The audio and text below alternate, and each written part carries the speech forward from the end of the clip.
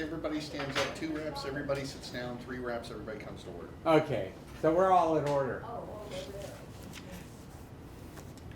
We're going to proceed. We've got one person missing, but hopefully he'll be able to get here in time.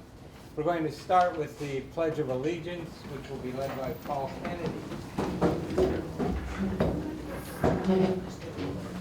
I pledge allegiance to the flag of the United States of America and to the republic for which it stands, one nation, under God, indivisible, with liberty and justice for all. And John Morgan will lead us in the SAR Pledge, which is in your program.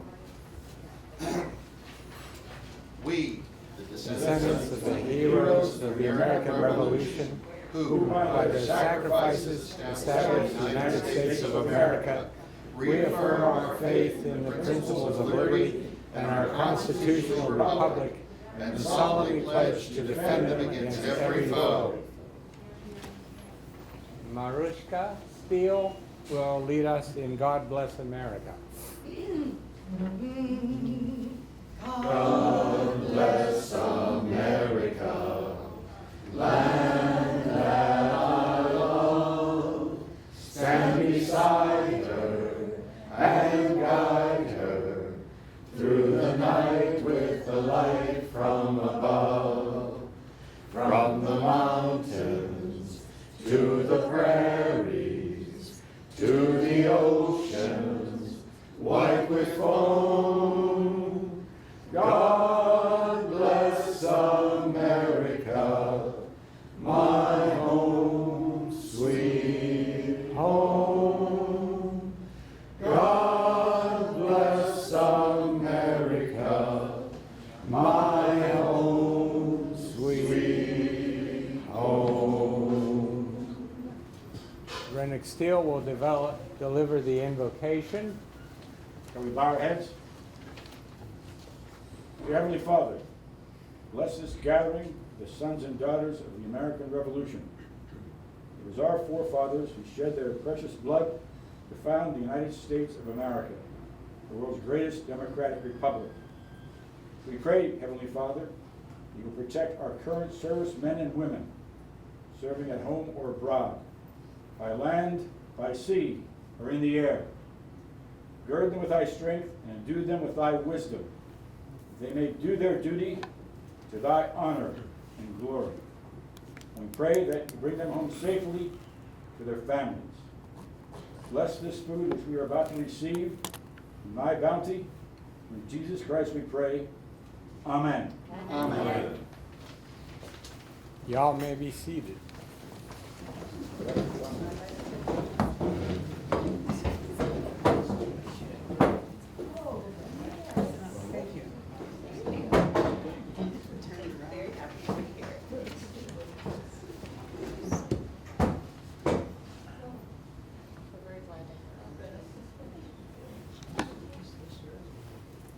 I'd like to welcome today some of our distinguished guests. Our speakers today will be Erica Knuckles, who is the Director of History and Collections at the Fort Ligonier Museum. Ben Swanson, who is our first place winner in the night essay contest, and his parents, John and Rebecca, without whom he wouldn't be possible. And Deborah Davis from the metropolis of Catfish, Pennsylvania. Catfish Creek. Which, as we mentioned previously, was is in the first county that named itself after General Washington, and the first county to rise in insurrection against President Washington. Whiskey. And whiskey bar. And Chuck McElroy, who has to put up with all of this. I'm so sorry. It's my pleasure. All righty. Is there anyone here who isn't related to Ren Steele? Or who hasn't already been president of the Pittsburgh chapter? Fewer people. Alrighty, well, that is what I have to say before we eat lunch, which is the most important part of what I have to say. So y'all can start serving us whenever you have the opportunity. If not, we'll sit and chat among ourselves. It's a buffet, and may I recommend that one table at a time? Sounds good. Ben Swanson, who won our Pittsburgh chapter SAR night essay contest, is going to read his. Going to read it or recite it? Read it. Oh, he's going to read his article on Sam Adams' influence on the initiation of the American Revolution and the modern brewing industry. You're going to stop with the revolution. Ah, God bless us. God loves Sam Adams.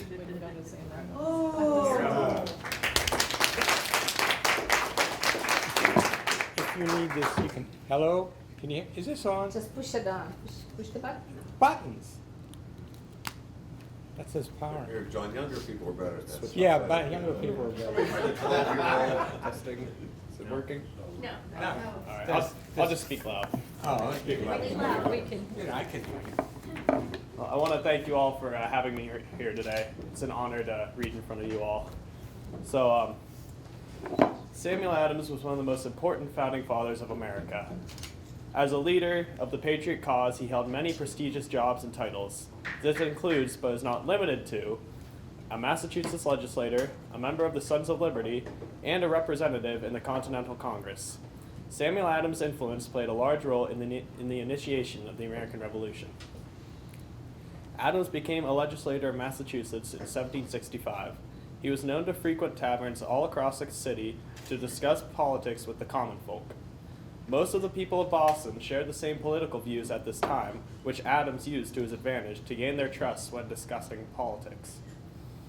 During his tenure, he established the Committee of Correspondence, which was used as a tool for communication between the colonies before and during the Revolutionary War, and without it, the colonies would not have stood a chance against the British.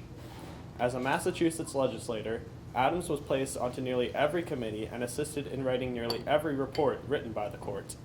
In one of these reports, Adams listed 3 natural rights that he believed every human should have: life, liberty, and property.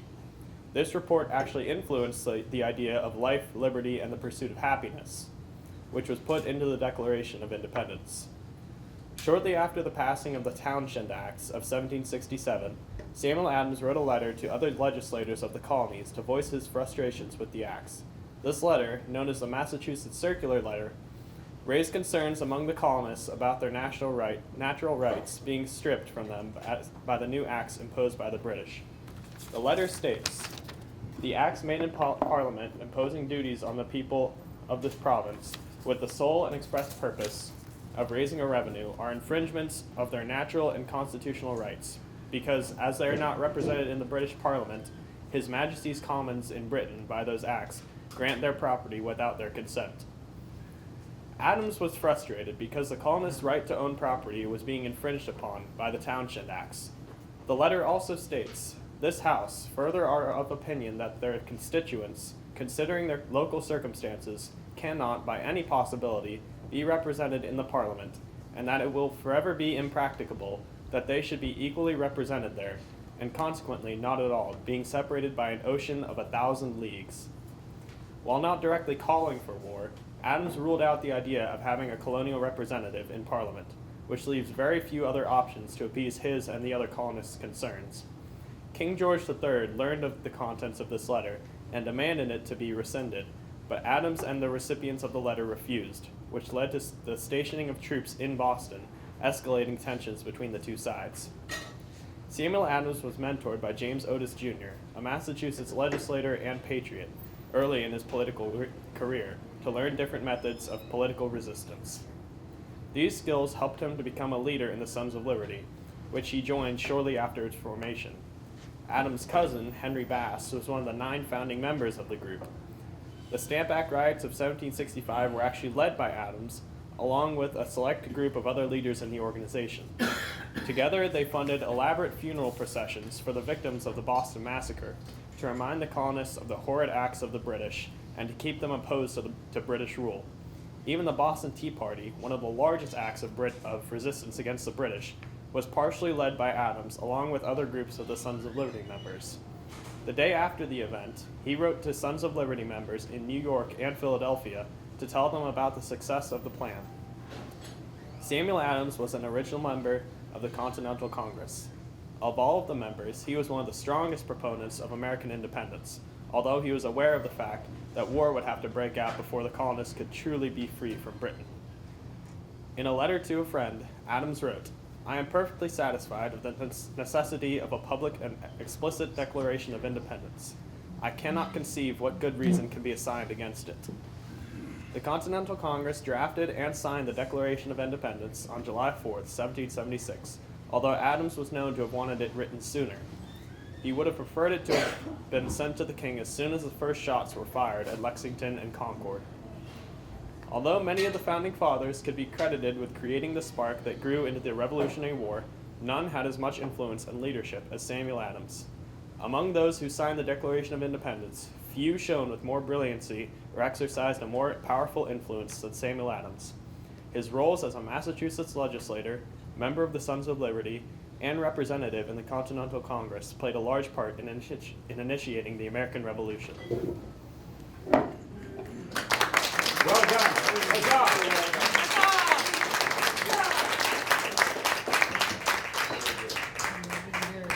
Nice delivery. Yeah, succinct and to the point.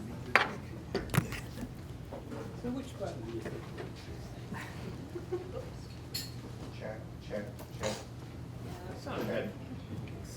Hold it like this. I wish I had something to say. I did it my way. I did it? You did My it? way. Three breaths. John did it? I had a few, I did it their way. too few to mention. Well, thank you, and thank your parents. May I have a question. Yeah? I'd like to know if you will be pursuing history in your studies in the future, what your goals are. I do plan on going to college for pre-law and then going on to law school. So, not exactly history, but No, but it'll help. yes, it will. Well done, well done. Thank you. She's an actress, so that is really compliment. You don't want to go into acting? She really, really. She's- All righty. Next we have Miss Erica Knuckles, who's Director of History and Collections at the Fort Ligonier Museum, who's from Mount Lebanon, but that's all right. It's all yours. May I kind of shift this over a little bit You so can do that you whatever can you see want. the screen a little bit better? Yes. Okay. Well, it's my pleasure to be here today with all of you. If you want this, you can use it. If you don't, Hi, that's can you fine. all hear me? I can't. I'll be loud. Okay. Let me know if I need to yell a little louder. Well, how many of you have been to Fort Ligonier? Wonderful. How many of you have been there in the past like 2 or 3 years? A few of you. Okay, so I'm going to give you a really broad overview of the history of Fort Ligonier. I'll definitely be focusing on the French and Indian War, so now we want to be rooting for the British. We're going to go back before the Revolution. You know, we want George Washington to win that one, and he's just fighting with the British at that point against France. But I also want to bring it all the way up to the present to include some information about how the land of Fort Ligonier was preserved and then how the fort itself was reconstructed in the 20th and 21st centuries, and what we've been up to in the past few years to continue expanding our facilities and taking care of the fort and presenting the history of Fort Ligonier in a fresh new way that our wonderful team has been up to. So I want to just start by reading to you the mission of Fort Ligonier, which is to enrich the lives of today's citizens and future generations through education and preservation by sharing the powerful stories of Fort Ligonier that changed world history.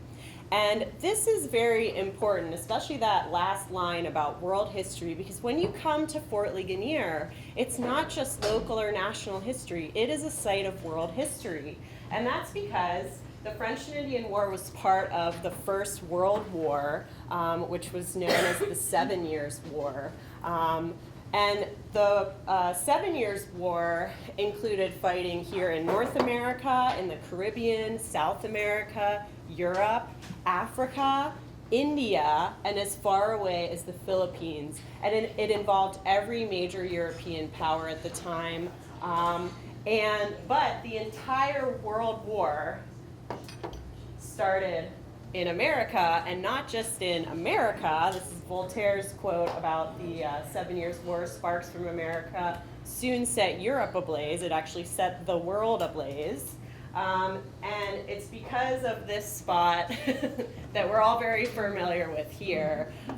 This is a great just Google Maps image or Google Earth image I was able to capture. And I love this image of what the point at Point State Park in Pittsburgh looks like today, because you can see the outline of Fort Duquesne, because the French first really controlled the forts of the Ohio, and then you can see sort of the outline of the 5 bastions of the massive Fort Pitt that would come next when the British took it. And this is really central to our story at Fort Ligonier.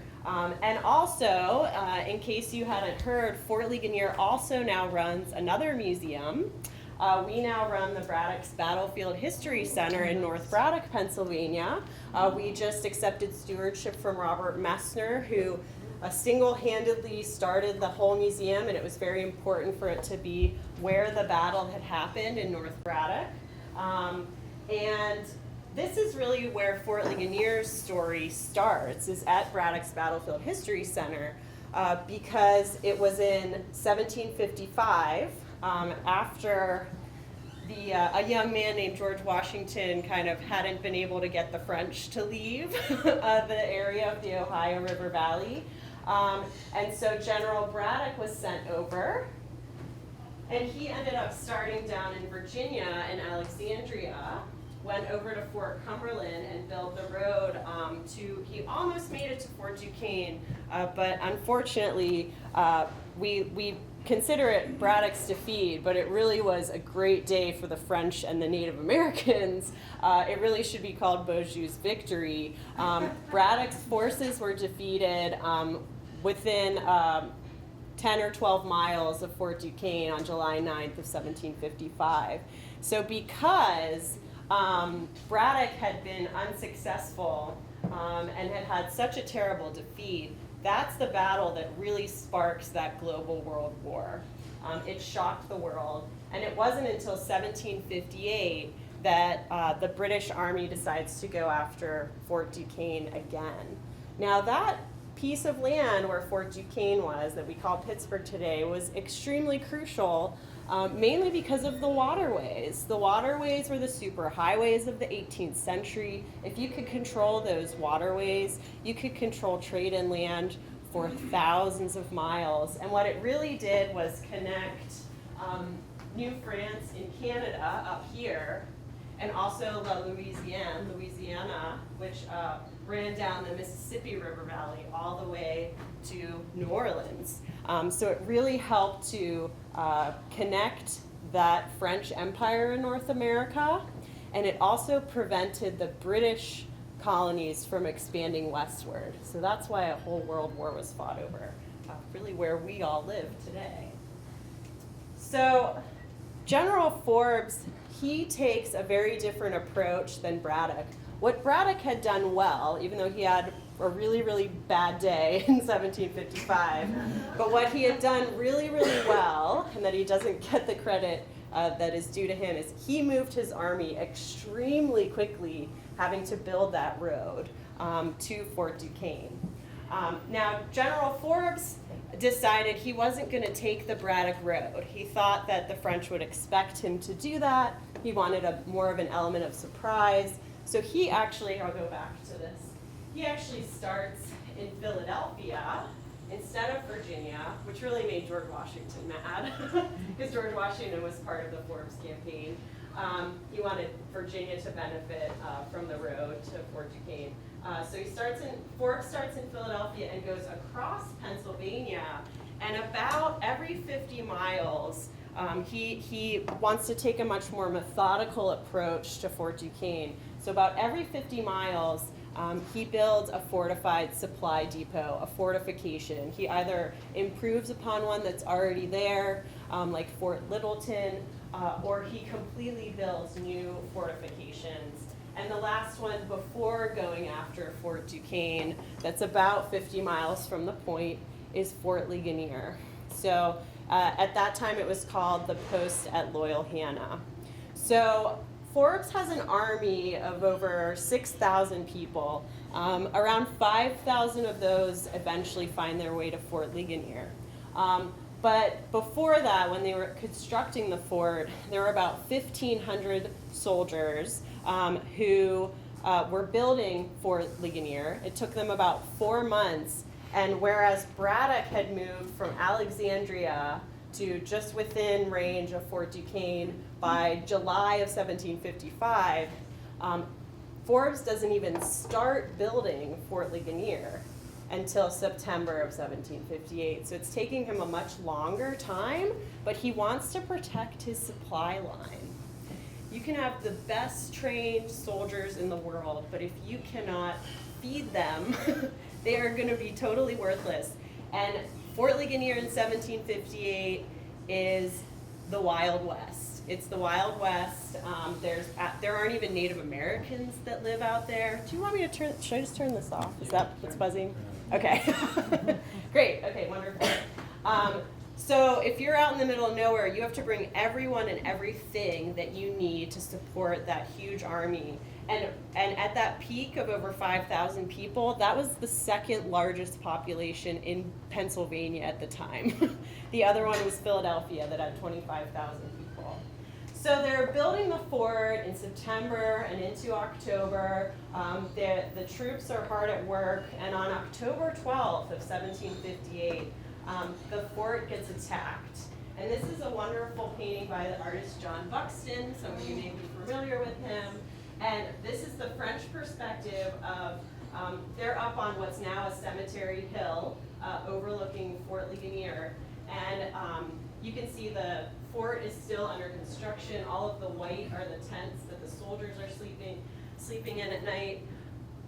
And so the French decide they're going to have a raiding attack on Fort Ligonier. It wasn't really their goal to take the fort. They were trying to slow the army down. The French, this was a big strategy that they would utilize throughout the war. And so what they did is they attacked the fort, and both sides claimed victory. So the British claimed victory because they repelled the French, right? But the French claimed victory for this battle because they killed or stole about 200 horses, which are extremely valuable that far out in the West in 1758. And they did slow the army down. So let's talk about someone familiar to all of us, I would hope. This is a wonderful portrait we have in our art gallery of young George Washington, who in 1758 is a colonel in the Virginia Regiment. He has the best trained provincial soldiers on the Forbes campaign. The ones from the Carolinas are not very good soldiers, but the Virginia Regiment is very well trained and does gain a lot of respect from the British regulars and eventually from Forbes himself. So on November 11th of 1758, Forbes has to make a decision. So he has a council of war that included Washington among his officers. And what he has to decide on November 11th is, do we wait till spring when we have better supplies and more reinforcements to go after Fort Duquesne, or do we go before winter sets in? Because once winter sets in, for the most part, with few exceptions in the French and Indian War, their fighting just ceases. It's just very difficult to move around. There's not even a road built to Fort Duquesne yet. And they need that road because to take a fort, you need cannons and mortars and howitzers. So you have to drag all of that out there to put the fort under siege. So Forbes and his officers make a pro and con list of whether to wait or to go. And they decide they're gonna wait. They're gonna wait till spring. So really the French had done what they wanted to do, was to slow that army down.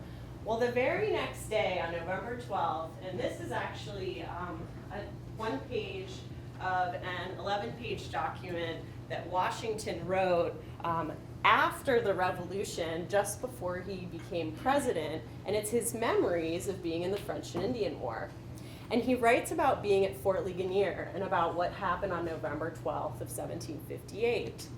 So that day, about 500 Virginians got into an engagement with another French raiding party. The French came back, they wanted to steal or kill more horses to continue slowing the army down. So those 500 Virginians were under the command of George Mercer. And it was taking a while. So Forbes sent out another detachment of 500 Virginians under the leadership of Washington, of Colonel Washington. So the plan was Washington was going to go up a run and try to rout the enemy, surround them. But it was about 4 o'clock at night in November, so it's starting to get dark. It's really foggy and kind of rainy, and they're going near some creeks, so that's adding to the fog. And Washington's Virginians, actually all of the Virginians at this point, their uniforms were totally shot by 1758. They were supposed to get a new uniform every year from Virginia, but hadn't. So out of desperation, they use whatever they can, and they're basically in what Washington calls Indian dress. So they're just wearing shirts and blanket coats. Some of them are wearing moccasins and breech clouts and cut down hats. So they actually look like the enemy. So what happens with all of these conditions combined is Washington and Mercer end up in a devastating friendly fire incident.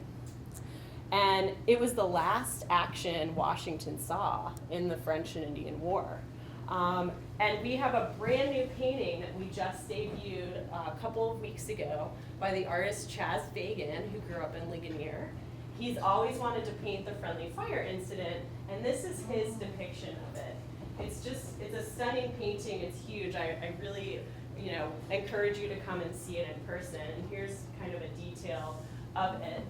And what happened is Washington and the other officers all sort of realize, and everyone who has an account of it, including Washington, claims that they were the one that realized it first what was happening, and they all very bravely either ran down or rode down. We're not sure if he was on a horse or not, so that's why Chaz decided to put Washington on a horse, and basically had to go down the line of fire because there are 1,000 people firing, at each other. And used his sword to throw up their muskets and get them to stop. And what Washington writes in those remarks, and again, this is after he's been in the French and Indian War, where he was at Braddock's Defeat and all of these incredibly dangerous situations, and in the Revolution, he says that this is the moment on November 12th of 1758 when his life had been in the most jeopardy of any engagement he had ever been in. So it's really an extraordinary story, and it was probably one of the worst days of George Washington's life, because when they finally cleared all the smoke and got everyone to stop firing, they realized that they had lost about 40 of their fellow Virginians. And Washington's about to go be in the House of Burgesses and is going to have to account for having been in this horrible mistake, this deadly mistake on November 12th. The silver lining of this really awful situation is right here. You can't really see it too well, but there were 3 French prisoners that they were able to take in the woods when the friendly fire incident had been going on. And one of them gave Forbes his first good intelligence that Fort Duquesne was extremely weak. And so Forbes decides he's gonna reverse his decision from the day before, and they are gonna strike and go after Fort Duquesne. And so Washington is among his group that goes ahead, and they have to quickly build the road, bring artillery, get all the way to within a day's march of Fort Duquesne. And when they got to Fort Duquesne, the French knew they were coming. They were weak. They had lost their native allies for the winter. Their supplies were very low, because talk about a logistical nightmare. They got their supplies from Montreal. So they abandoned the fort and they blew up the powder magazine. And so Forbes was able to go in, take Fort Duquesne. He renamed the area Pittsburgh or Pittsburgh, because Forbes was a Scotsman. Pittsburgh. And named for William Pitt, who was the Secretary of State, who was instrumental in the strategies and policies that were extremely successful in 1758. 3 of the 4 campaigns were successful for the British Army that year. It was a huge turning point. The British had not been doing too well before. So 1758 and 59 for Fort Ligonier are really big garrison years for them. They have thousands of soldiers that are encamped there. Fort Pitt starts to be built where Fort Duquesne was, and so that becomes the most important fort and becomes the gateway to the west. So the garrison after 1759 at Fort Ligonier starts to shrink. And so this is a beautiful watercolor done by Lieutenant Archibald Blaine, who was in charge of Fort Ligonier in 1762. And you can see it's just that inner part of the fort that exists at this point. The garrison is so small, maybe just a few dozen soldiers, to by the end of its time, there weren't even a dozen that were stationed there. The outer retrenchments have rotted away because you need lots of men to maintain a wooden fort. It's not meant to last for more than a campaign or 2. And so all the troops now live just inside that inner part of the fort. And then, of course, the following year, in 1763, is Pontiac's War begins. And all of these forts, from the tip of the mitten in Michigan at Michilimackinac, Detroit, all the way down the Ohio Valley, all of these British forts are either taken or put under siege by an incredibly coordinated pan-Indian uprising. And Fort Ligonier starts getting attacked as well. And that the troops that came through Fort Ligonier in the beginning of August were going to relieve the besieged Fort Pitt when they got caught up in a battle at Bushy Run. Have you all been to Bushy Run Battlefield? It's a wonderful site. I was an intern there many, many years ago. I love Bushy Run. And this is a new piece in our collection. I was lucky enough to be able to go to an auction for Fort Ligonier last year, and we got a lot of 21 documents associated with James Grant, who was part of, he was at Fort Bedford in 1763, and among those documents, this is the casualty list from the Battle of Bushy Run. So this is a new piece in our collection. Now that Colonel Henry Bouquet managed to win that battle, he had a really brilliant sort of fake retreat maneuver that he did that you can learn about at Bushy Run. And eventually that war ends and wraps up by 1765. And in 1766, Fort Ligonier is decommissioned. It is no longer a fort, so it only existed from 1758 to 1766. Arthur St. Clair, who you may be familiar with, he becomes the civilian caretaker of Fort Ligonier at that point, and then the settlement starts to form around the Forbes Road and where the fort had been. And by the Revolution, Fort Ligonier doesn't even exist. There was a little fort called Fort Preservation because there were a lot of raids on the area around Ligonier during the Revolution. And after the Revolution is really when a lot of settlers come out west and start to form the town of Ligonier. So this is Ligonier in 1900, and here's where the fort had originally been. But you can see the whole town has started to develop. And so but people remember where the fort had been, even though the fort had been gone for over 100 years at this point. And this is a postcard from 1917 that says Fort Ligonier, although it's just a neighborhood. This is actually Loyal Hannah Street in Ligonier today. And so in 1934, the William Kenley chapter of the DAR in Latrobe actually had two little 50 or 60 foot lots of original Fort Ligonier land donated to them, and they put this monument to just commemorate that this is where Fort Ligonier had been. And does anyone know who this little boy is? He was there the day the monument was dedicated. Actually, he and the little girl, they're in the program for the ceremony that day. They laid, no he's not, but he's from Latrobe. He laid the wreath on the monument, and his mother was a member of the DAR. That's Fred Rogers. So he was 6 years old when they dedicated that land, so he was actually there. And this monument we still have in front of the museum today. And then they decide, well, and I love this from, remember the Pittsburgh Press? It's from the Pittsburgh Press in 1953. So there's that DAR marker, and it says, lonely marker blossoms into full fort. They decide, let's rebuild part of Fort Ligonier on this little lot that we have. So they decide, because here's Loyal Hannah Street, and this was the little lot that they had. So they just decided they'll build this part here and this part here, because this was still a neighborhood. And I still remember in the 1980s, that neighborhood. And so this is there's that neighborhood, here's Loyal Hannah Street, and here's the first little part of the fort that they rebuilt, and the officers' headquarters, and then a little part of the outer retrenchment over there. There was no museum yet, just this part of the fort. And this is actually when they're moving the Loyal Hannah Creek to put in Route 30, because the creek used to run right next to the fort. So 1954 is when that part of the fort opened for visitors. And in 1958, it was the bicentennial of Ligonier and of Fort Ligonier. And so the town put on this big festival. They gathered tens of thousands of people. And the reason this crowd is gathered in this picture is because President Eisenhower came to Fort Ligonier.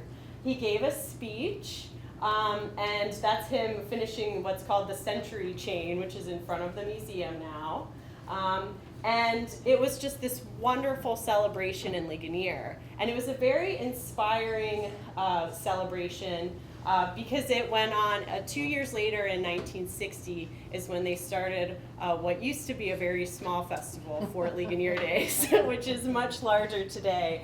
But it's always in October to commemorate the October 12th battle of Fort Ligonier. So then they decide they're going to start building a museum in the early 1960s. And in 1961, as the museum is being built, Arthur St. Clair's home, the Hermitage, was being torn down. So they decided they would save one of the rooms, the most preserved room, which is St. Clair's beautiful parlor, which would have been this room here. And this is one of my favorite pictures I'm going to show you next. They put it on the back of a truck. They had to drive it the wrong way around the Ligonier Diamond to get it down to the museum that was being built.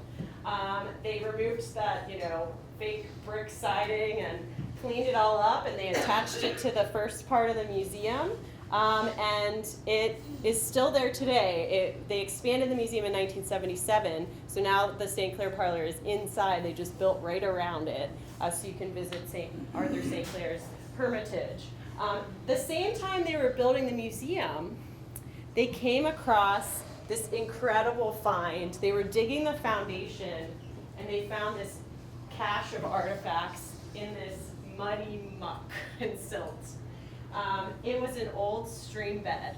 Where the museum is today used to be a cattle pen, and the Loyalhanna Creek would flood, once in a while into that cattle pen, and it became a giant dumping ground for those thousands of soldiers that were at the fort in 1758 and 59. And can anyone tell what this is in the mud down here? This is a huge, these are pieces of shoes. So the shoes, we have the largest collection of archaeological shoe leather from the French and Indian War era in the world because of this magical stream bed. And because the soldiers had walked here from Philadelphia, building the road along the way, and their shoes were totally shot by the time they got to Fort Ligonier, so they threw them away. And we know Forbes is writing, I need more shoes, I need more shoes. The stream bed, because it was so wet and muddy, it became a perfect anaerobic environment for things like leather that normally doesn't survive archaeologically. It was so extraordinary that this is an apple that is 260 years old now. And as soon as the oxygen hit that apple, it started to deteriorate, but they were able to put it in a preservative, and it's in our new exhibits. So it was really amazing. So archaeology's always played a really important part at the fort, not only to inform us about the daily lives of the people who lived and worked at Fort Ligonier, but it also has helped us find where exactly the fort was, so that when we have purchased homes, taken them down, and done archaeology, the fort has been reconstructed within 1 to 3 inches in most places of where it originally stood, which is extraordinary. So here's the museum as it looked when it opened in 1961. It was so little and cute, and then there was the St. Clair parlor attached to it. And then they decided over the years, and this is from the 1970s, that they would continue expanding the fort's reconstruction. So the red part was that first construction that opened in 1954, and then the green part is what they added on to. And that's what I remember first going to in the 1980s, was that Fort Ligonier. And this is what it looked like from above. So you can still see there are some houses here. And so now, since the 1990s, they've been able to almost fully reconstruct the fort, except we can't build it where Loyalhanna Street is. Our neighbors would not be happy about that. They're very patient when we fire the cannons and things like that, so we don't want to take over their road as well.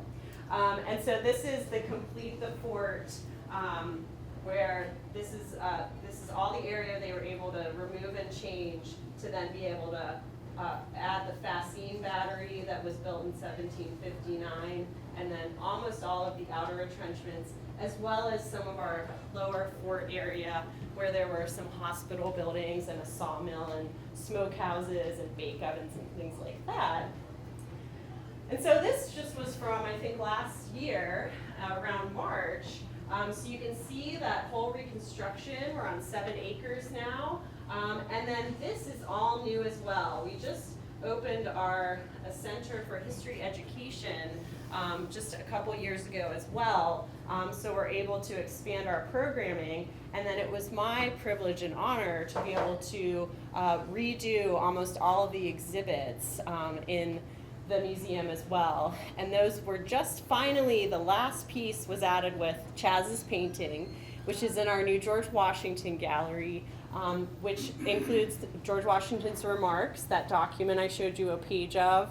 And that's our most important gallery because we connect the French and Indian War to the American Revolution through Washington. And the best symbol of how he went from fighting with the British against the French to fighting against the British, and he really needed France to help him, are the magnificent Washington Lafayette pistols that the Marquis de Lafayette gave Washington during the Revolution. They're in our collection. They are among the most important firearms in North America. They're absolutely extraordinary. And they also were owned by Andrew Jackson as well. So they're really, really spectacular. If you haven't seen them, they're really wonderful. So that's a little bit about the history of Fort Ligonier over the past 261 years. And I'm happy to entertain any questions that you might have. Thank you so much for having me today. Well done, well done. Well done. Yes, sir. What were some of the other forts that were connected to the forts? Bedford and Loudoun? Yes, yeah. So there's, so they would start in Philadelphia, and then Carlisle was a big training ground for a lot of the provincial soldiers. And then it was Littleton, Loudoun, the Juniata Crossing, Bedford, which was also known as Raystown, and Bedford was a massive fort. And then it was Ligonier, and there were some different camps sort of along the way, and little camp fortifications like Fort Dewart and things like that as well. But the main ones were Carlisle, Littleton, Loudon, Were some Bedford. forts, smaller ones, built to protect settlement people from the raids that came east, say from Not Japan? in 1758, because those once you get sort of beyond, like Littleton and Loudon are really kind of the edge of the frontier, so there aren't settlements west of there, really. You know, there had been, even with Native Americans, there had been a Delaware settlement along the Loyalhanna in the 1720s and 30s, but by 1758, you know, people would pass through there. There were trading paths and things like that, but it really was Wild West. It was no man's land. Yes? Did the French and the Indians ever have a chance? Did they ever have a chance? Oh, yes. I think they had, when they came out against Braddock, that gave them tremendous momentum, and they really had the upper hand for a couple of years over the British. The British really had to regroup and figure out what are we going to do. You know. It just occurred to me, I mean, then you could have been speaking French now. Right. Yeah. So we thank the British for winning this war, right? Yes.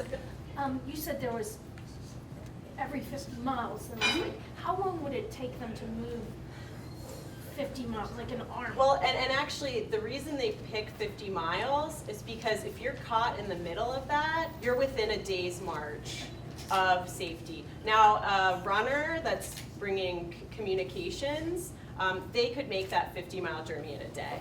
And it's really neat when you look at those James Grant documents that we have, because you can start to see where somebody is sending a letter and then the date is the next day that someone's responding to it, that they really are getting that communication within a day between those forts. So yeah, it was a great way. He needed a place to fall back on if he had to. And that's where he had studied Braddock's papers and thought, you know, Braddock took tremendous risks in moving that quickly. And it really was a matter of a day. If Braddock had made it the day before, he probably would have taken Fort Duquesne. That's how close that it came down to the wire. It could have been a totally different story, and the war would have been over probably much more quickly. So, yes. Erica, can you tell us a little bit about the Braddock Museum in North Braddock? Sure, What's there? absolutely. So the Braddock Museum in North Braddock, it's right on 6th Street, just a couple blocks up from Braddock Avenue. It's in an old car dealership that was renovated to create the museum. I think it was the first #1 Cochrane dealership.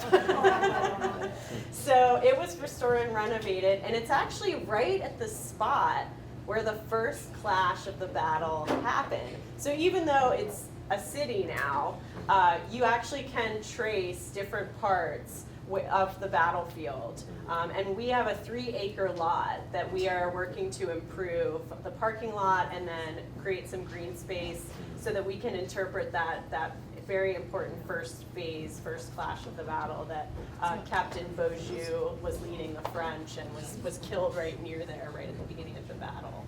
And then there are some little league fields where the main part was. But the museum is a small museum. I just have freshened it up for our first phase of being stewards of the museum. But I'm going to be working on the exhibits over the next couple of years to really do a full redo like we have just done at Fort Ligonier. So right now it's the first phase, and we've got some new, let me see, I think I might, is there an image in here? I can pass this around. This is an image of me working on some of the mannequins, if you guys want to pass that around. And it's going to open Memorial Day weekend. We'll be open Saturdays, Sundays, and Mondays in the summer, and then we'll also be open the whole week of July 8th, so that it'll be right around the anniversary of July 9th of the battle, and we're going to be having a big grand opening celebration. I'm sure General Braddock, aka my dad, will make an appearance. I grew up loving and respecting Braddock a lot because of my childhood. Yes. Erica, can you explain the difference between Bouquet's tactics and Braddock's tactics, and the fact that they were both caught in column when they made the initial impact? Right. And actually, Braddock had a very weak force in front, like Scrodian Indians. No frontiersmen in the front. Well, he actually did. Braddock deserves more credit than he gets for the defeat. He died and couldn't defend himself, and all the officers that had survived, which there weren't many, then had to basically like point the finger at somebody else, right? Braddock actually did have flanking parties. He did. What the difference I would say between Braddock's defeat and the Battle of Bushy Run is the terrain. Braddock just got caught at a terrible spot, and really there wasn't. His soldiers were too disciplined. They were extremely disciplined and didn't know to take to the trees. Braddock thought that would create more chaos because Washington had asked him at one point. By the time he was able to make the moves that he did, it was simply too late. And that's where we need to give the credit to primarily the Native American warriors who were there that day. So there were about 200 French and then 600 to 700 Native warriors who had come from Canada and the Great Lakes and as far as west of the Mississippi to all come and support the French. And they ran down the sides, and it was a plan that Captain Beaujeu had planned. The latest work on the defeat by David Preston, who I'm lucky enough to work with, he's on our board at the museum, and we're working on the exhibit text together. He has found new sources that have rewritten a lot of what we previously thought about Braddock's defeat, because he's been able to, like, he wished he could have called his book Beaujeu's Victory, but no one would know what that was. Because when you flip the narrative in that way, and there are many historians who believe nobody could have won the battle against that French and native force that day.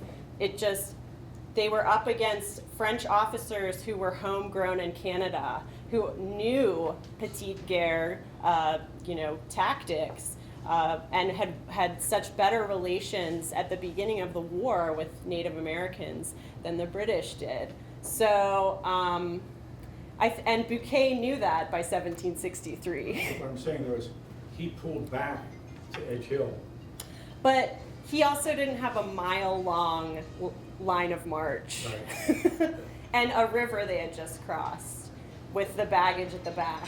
So what happened was the French frontal assault started, which actually the British did a good job early on trying to repel that and push it back, but eventually it started crushing them back as the natives ran down and flanked the line of march, and the whole of Braddock's column just started collapsing and bunching in on itself because they simply didn't. And I think that's where you have to think of the environment. They have a river at their back, they have the baggage at the back, and they have a much larger force that they're trying to deal with than Bouquet did. And Bouquet understood, having had so much experience in North America by 1763, that seems very clear, and why he was so smart about doing that faked retreat to be able to draw the natives out. And I think we have to really consider the environment as almost a character in these battles as well. You know, the trees were so huge during these battles that 2 or 3 people could hide behind one while they're reloading. And so it could really be used to your advantage or your disadvantage as well. Yes. Sounds almost like a reverse Agincourt. Basically, the English were the ones funneled up. And at Agincourt, they had all the things, all the fortifications in place. Mm-hmm. And just when they were all piled up, then you just sent everybody in to get to attack while they were pinned in place in the mire. Yeah. So reverse Agincourt almost. Yeah. And the French they just had all the advantages that day, and their biggest advantage were Native Americans. Braddock had tried he's often criticized for not for dismissing the importance of Native allies. He tried very hard to actually get Native support, but he was also dealing with decades of colonials who had not treated the natives well, and would actually try to block Braddock from some of the Native allies in their colonies as well. So there's a lot of interesting stuff about Braddock that we're going to be bringing out these stories at the new museum. Is there any evidence left at Braddock's Field of the fight? No. So I'm sure people have dug stuff up over the years. We have some artifacts from the battlefield because over 400 people died that day. And one thing I didn't mention is those bodies had been left there. No one had buried them. And when Forbes took Fort Duquesne, within a couple of days, he sent a detachment to Braddock's Field to bury the bones, as he wrote, of our fellow countrymen. And one of the most amazing moments of that detachment that went out was a man named Francis Halkett, or Hackett to the Scottish, whose father and brother and he had all been at the Battle of the Monongahela, and he was the only one of the 3 to survive. And that people had seen his father fall, and his brother had gone over to help him, and his brother was shot, and they basically died embraced. And so some of the witnesses from that battle said, I saw where they fell. They said he fell under a remarkable tree, is the quote. And they were able to find the spot, and there were bones there. And Francis Halkett was able to look at the skull and recognize it as his father's, because his father had had a false tooth. So it's this sort of remarkable moment where finally there's been some redemption and some revenge, that they've been able to take Fort Duquesne after the first attempt had been such a disaster and so many had lost their lives. So there was some closure at that time. And Robert Griffin, the artist, he has a great image of that called The Reunion. And also Benjamin West, who was a famous artist in the 18th century. He was born in Pennsylvania but became a famous artist in Great Britain. He's most well known for his version of The Death of Wolfe, right? It's this magnificent painting that he did. We have a sketch that Benjamin West did of that story I just told you, of Francis Halkett finding the bones of his father and brother. It's a sketch of a painting he never got to do, but it was something close to him because Benjamin West's brother was on the Forbes campaign and had been there at Braddock's Field to bury those bones in 1758. So there's all these sort of amazing connections between the Forbes and the Braddock campaigns. And many people were on both campaigns, people that had survived. Sir John St. Clair, who was the quartermaster of both campaigns, which was a terrible job, he was in charge of supplying the whole army and building the roads. He had been severely wounded in the chest at Braddock's defeat and was still suffering from that same chest wound, and also some psychological, like post-traumatic stress syndrome during the Forbes campaign 3 years later. And he kind of starts losing his mind at one point, you know, as he's trying to get over Laurel Mountain. So yeah, just fascinating history, and I encourage you to explore it more because It is just all around us here in Western Pennsylvania. It was worth fighting a world war over. So you should all feel really lucky that you live here.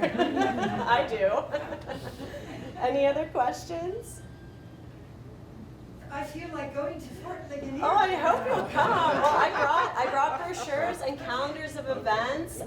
We have, as I mentioned, the Braddock Museum will open on Memorial Day weekend and just be open 3 days a week, but Fort Ligonier right now is open 7 days a week through the end of November. And then our museum does stay open. The fort has to close in the winter, but the museum stays open on weekends, Fridays through Sundays in the winter. But we have some great stuff coming up.